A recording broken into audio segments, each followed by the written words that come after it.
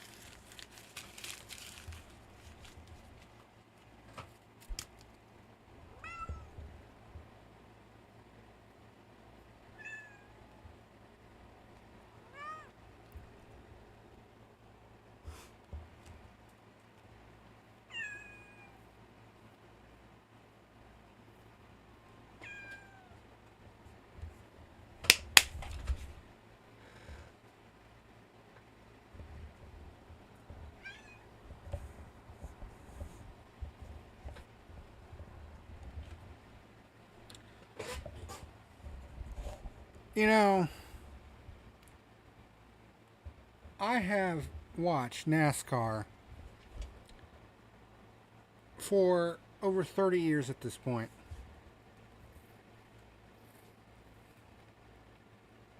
And I have had my severe frustrations with this company. Cats, would you please go lay down?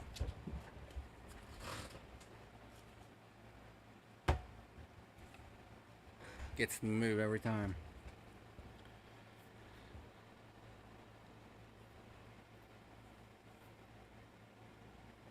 I have had my severe frustrations with this company in the past. But this is probably, without question, one of the lowest points I've ever had regarding NASCAR on this show. And you'll notice that I've already put the final rating up. I think this is actually the first time that in back-to-back weeks I've given a 0 for this fucking company. Because the absolute fucking incompetency that was on display tonight, it just reached all-time levels of dumb fuckery.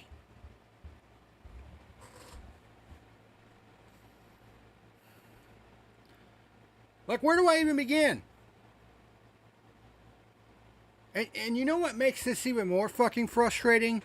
The fact that this race last year was one of the best races of the entirety of 2023. And then we come into this year, and it's a complete and total fucking clusterfuck piece of shit.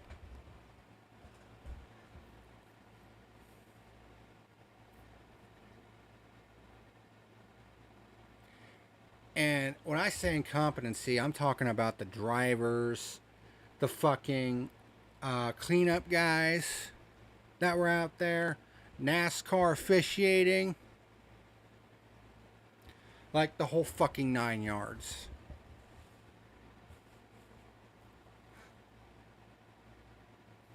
Like, I literally have a fucking headache right now.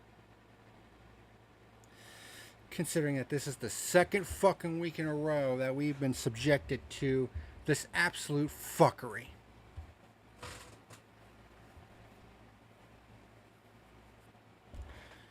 I mean, first of all, the first stage was absolutely fucking boring. Try not to yell too much, I'm kind of sensitive. I will try, but no guarantees, because, like,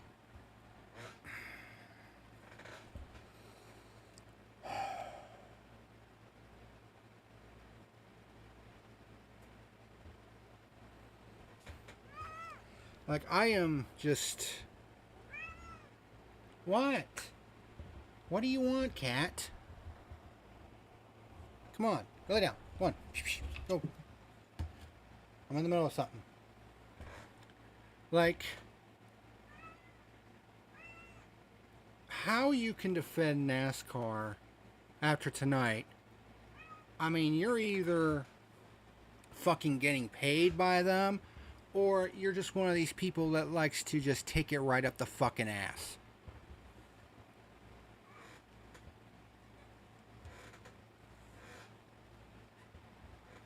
Like,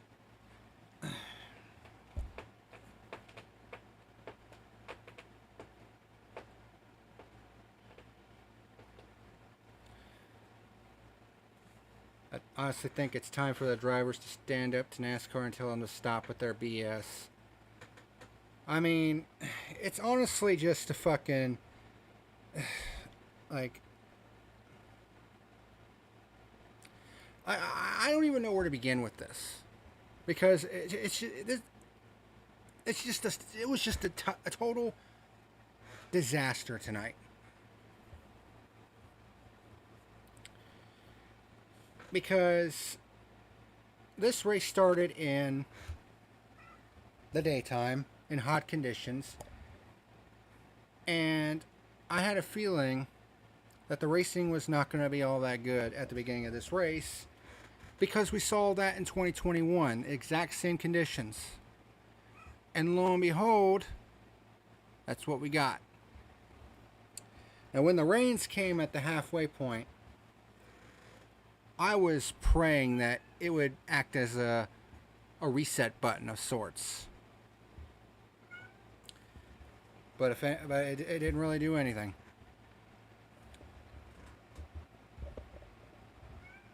Christopher Bell dominated the early part of this race. Ow! God damn you! Fucking cat. As if I have enough fucking scratches on me as it is.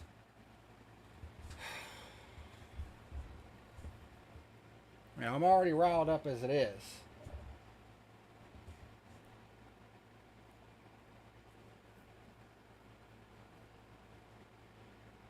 But anyway.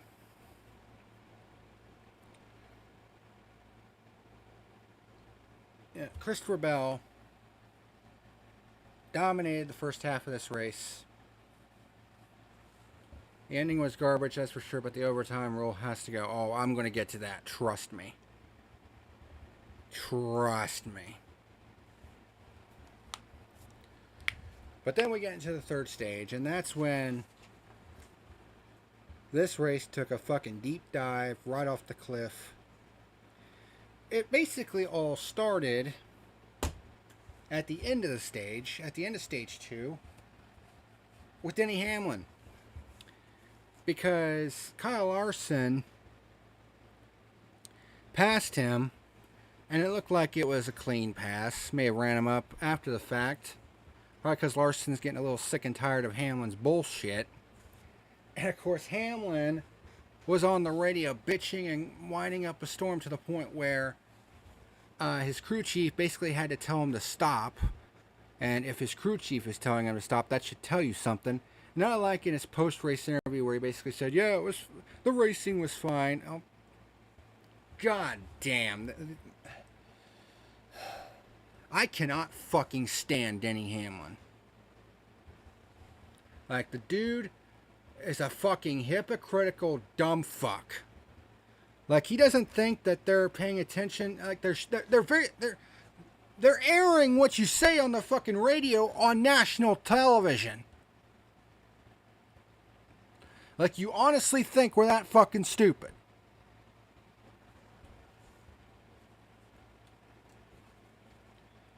And then the beginning of stage 3 began, and this race just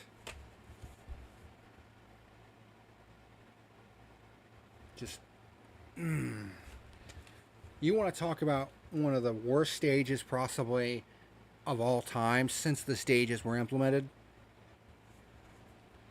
Jesus fucking Christ. There was caution after caution after caution. Like, the level of racecraft in that third stage was absolutely fucking appalling. These are supposed to be the best drivers in stock car racing, and This fucking third stage, they were anything but. They almost looked like they wouldn't be fucking fit to drive a fucking street stock at a local short track.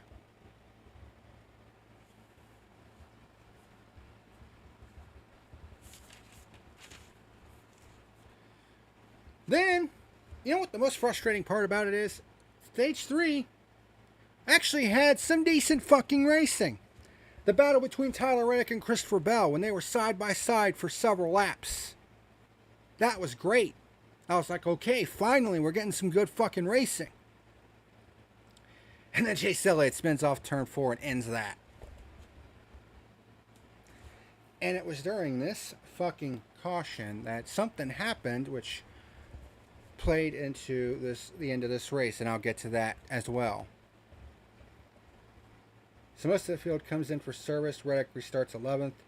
Ryan Blaney stayed out, which was not a good move because he still had to come in for fuel. And then Christopher Bell wrecks on that 228, basically loses it in turn 2. The dominant car of the race basically fucked himself. Keselowski spun out to bring out the next caution. Then we actually had a long green flag run. Blaney was forced to pit for fuel. Chastain took over the lead, and it looked like he was going to back up his win from a year ago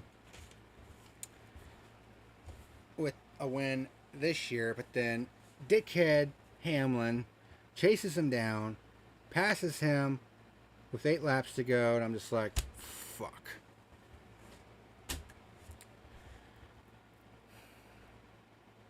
So Hamlin was going to end up getting another one. That's what it was heading towards. And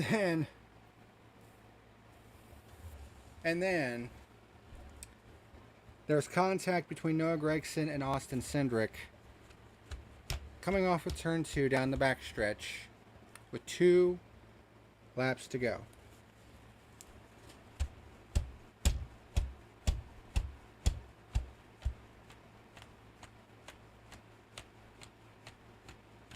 This race was scheduled for 300 laps. It was extended to 331 laps.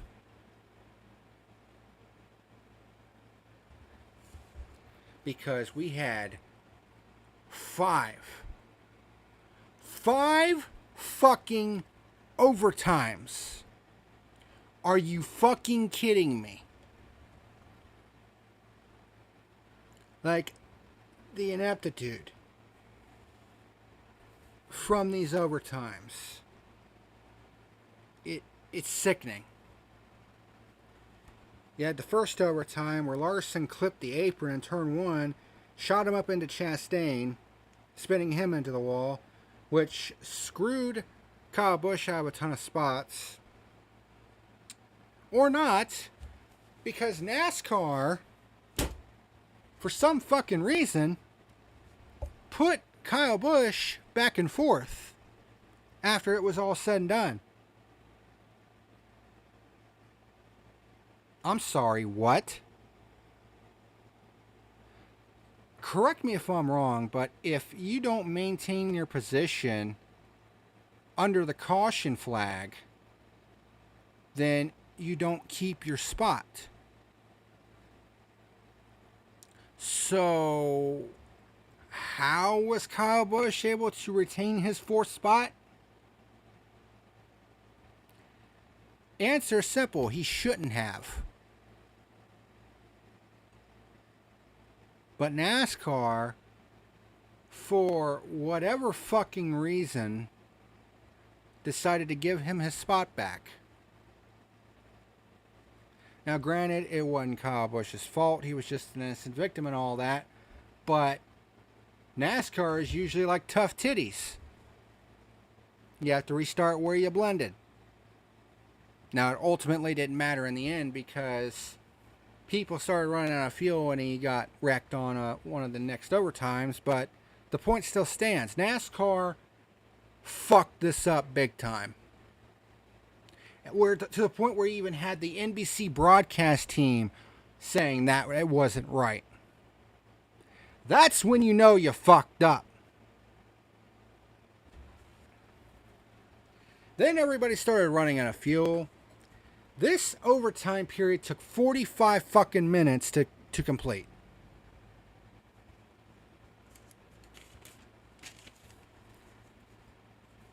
But then as we got to the 5th overtime,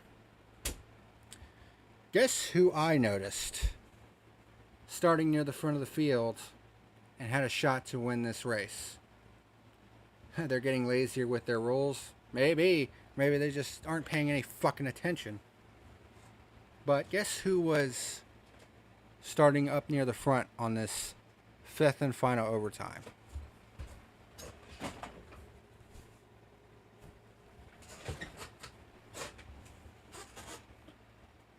For the first time all season, Zane Smith, driving the number 71 car for Spire Motorsports, had a shot to win this race. And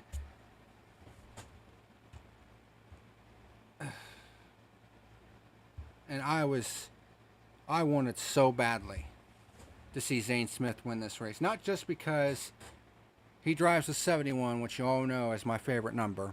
I mean, it's in my fucking channel name, for God's sake. But I also have a lot of respect for Zane Smith. His work in the truck series, driving for Front Row Motorsports in the 38 truck, winning a championship. I mean, he did a great job in the truck series and was rewarded with a ride in the Cup series. Now, Michael McDowell's going to be taking over that 71 next year, but there have been rumors going around that Trackhouse does have him on a retainer, and is trying to get a third charter for him to drive next year.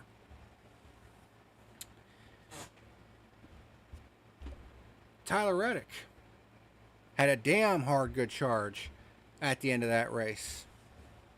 Was blowing by everybody on the outside on fresh tires. Had a shot to win this race. But you know who ended up winning this fucking race? Joey fucking Logano. Of course! We sat through all that just for a fucking Joey Logano win. Are you fucking kidding me? And not only that, but can you tell me how in the ever-loving flying fuck did he last 110 laps on a tank of fuel? 111 if you count the cooldown lap. And they said that the fuel window was around 75 laps.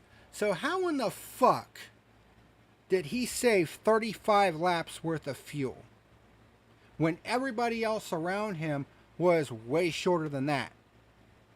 And they were all pretty much doing the exact same thing he was in terms of fuel conservation.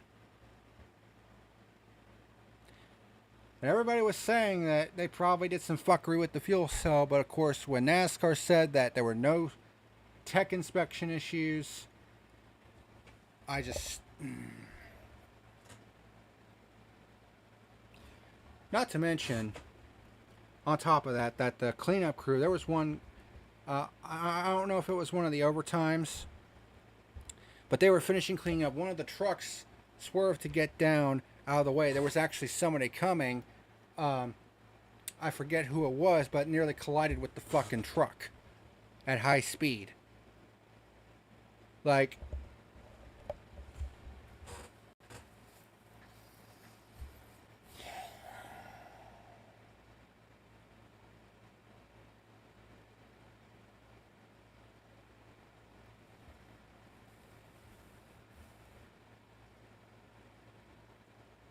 look how fucking red my face is, dude.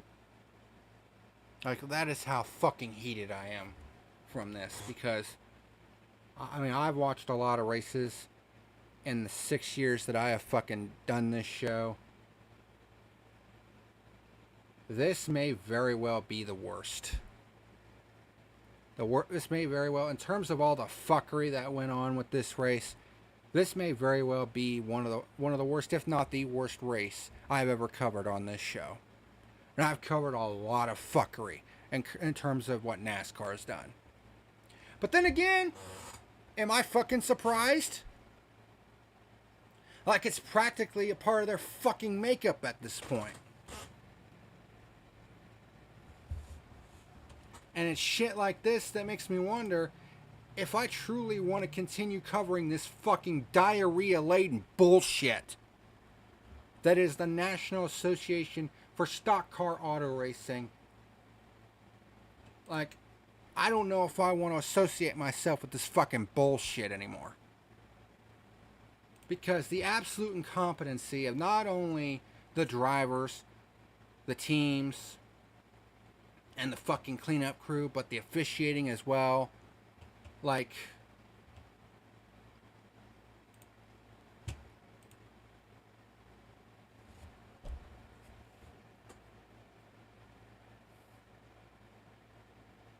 I don't even know what to say at this point.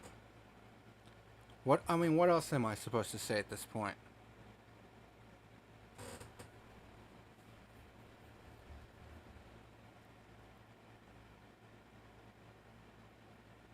And yes, I've kept that final rating up all throughout this fucking review because that's what this company fucking deserves.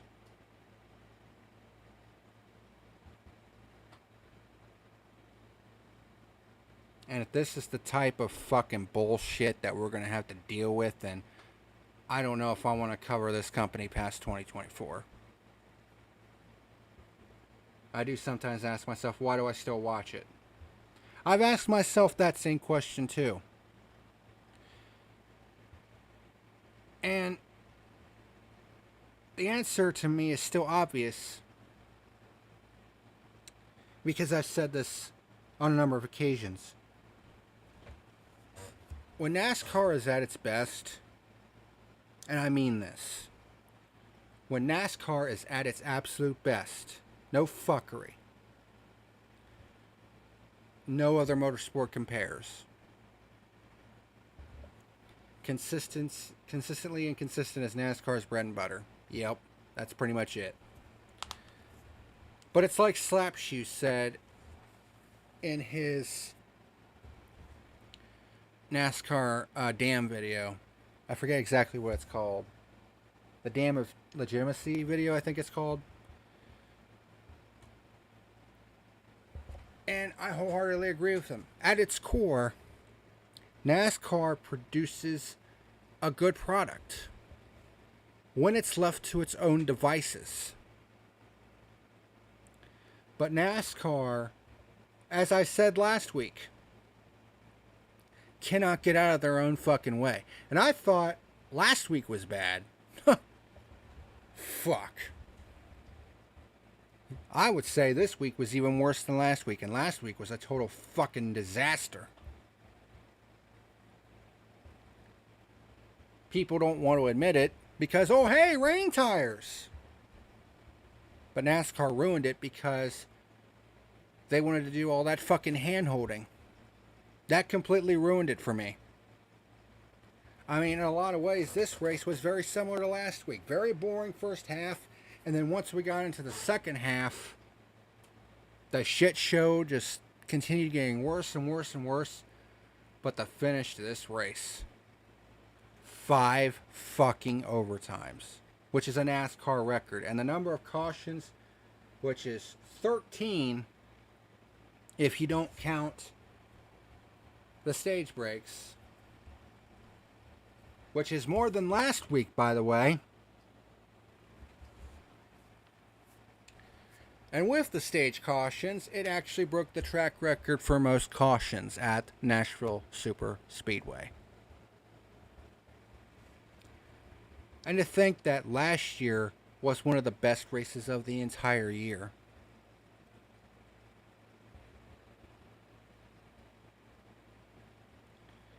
If I'm being completely honest with myself,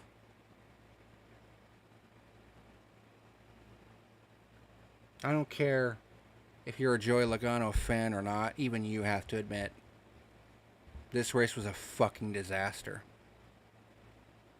Oh, and one other thing. Carson Hocevar dumped Harrison Burton under yellow because I guess Harrison Burton brake checked him down the backstretch. I don't know if he actually did or not.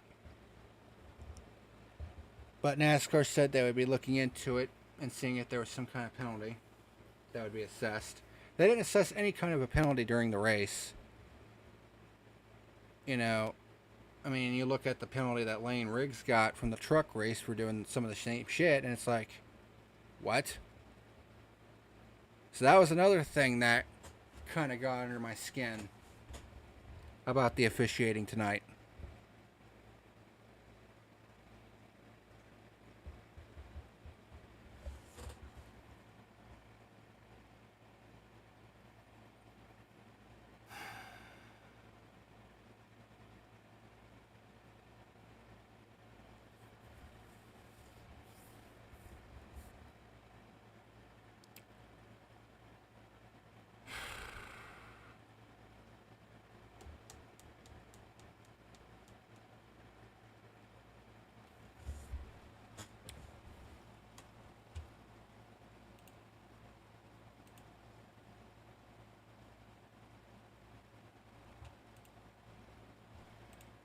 Racing Reference hasn't updated the results, and honestly, I really don't give a shit at this point.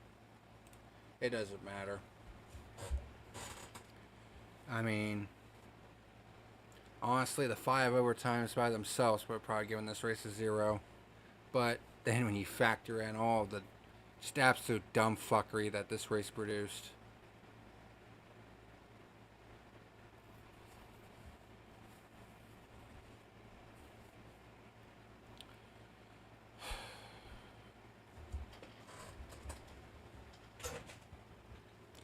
well, Chicago's next week.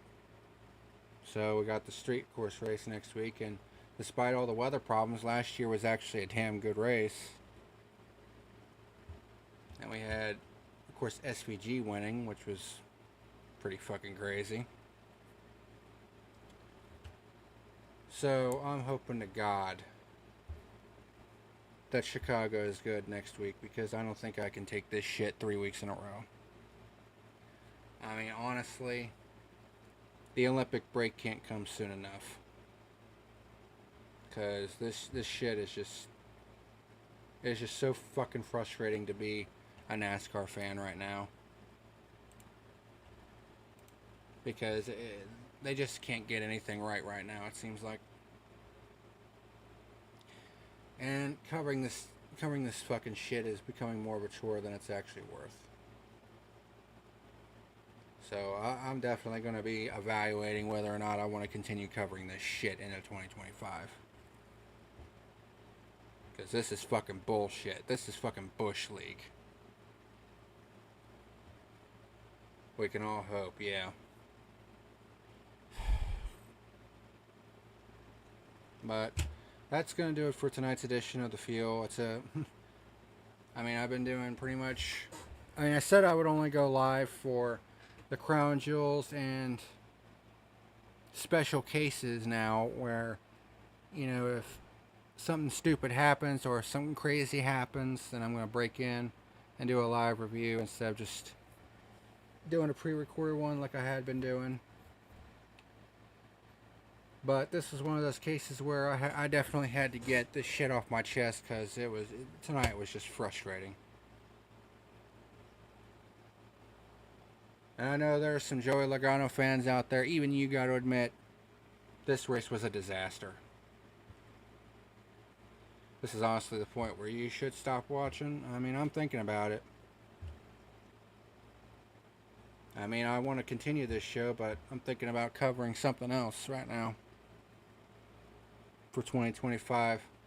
I mean, honestly, I'm considering the Cars Tour next year. Because honestly, the racing in the Cars Tour right now is just fucking unbelievable. Just from the bits and pieces that I've seen, it is miles better than the current product that NASCAR is putting out. I would honestly rather be covering that than this fucking diarrhea that we're watching right now. Could it get better? Absolutely it could. NASCAR just needs to get their fucking heads out of their asses collectively. Because between, the fucking, argument between the teams and the sanctioning body over the goddamn, revenue sharing agreement and the fucking charters and all this other shit, it's just like,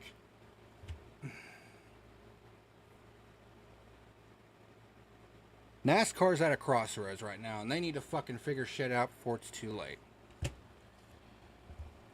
Anyway, that's all for this edition of The Fuel. Hopefully there aren't many other reviews like this. I want to start doing some positive reviews for a fucking change, instead of this nonsense. But thank you very much for watching, and I'll see you again when I see you. Fuck NASCAR and fuck Joey Logano.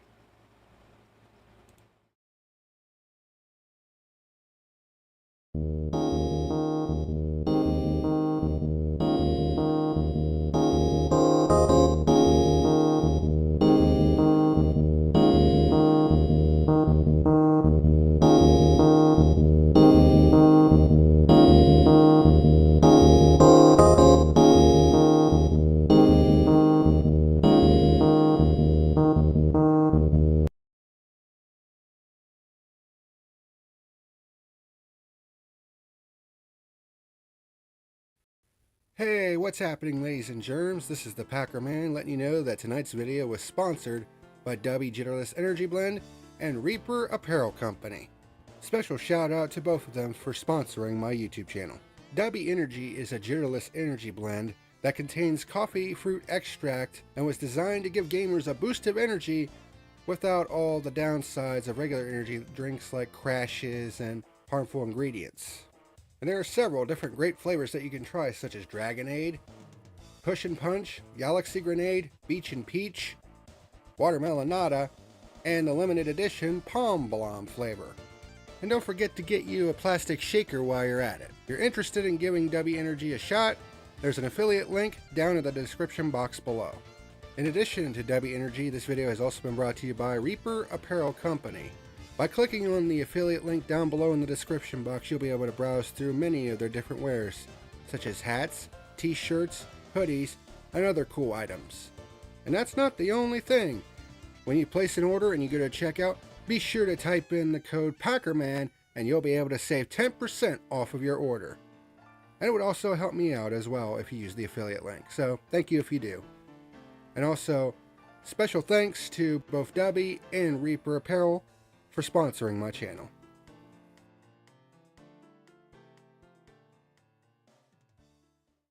Hey, what's happening, ladies and germs, and thank you for watching tonight's video. Be sure to hit like and subscribe to stay apprised of the latest videos for this channel. If you would like to join the Spare Parts Gaming community, links to their Discord and Facebook are down in the description. Also, if you would like to leave me a tip for the video, a link to my coffee is down in the description box below at buymeacoffee.com/thepackerman71. Also, be sure to give my channel sponsors Dubby Energy and Reaper Apparel Company a shot. Their affiliate links are down in the description box below, and it would help me out as well. Thank you very much for watching, and until next time, this is the PackerMan signing out.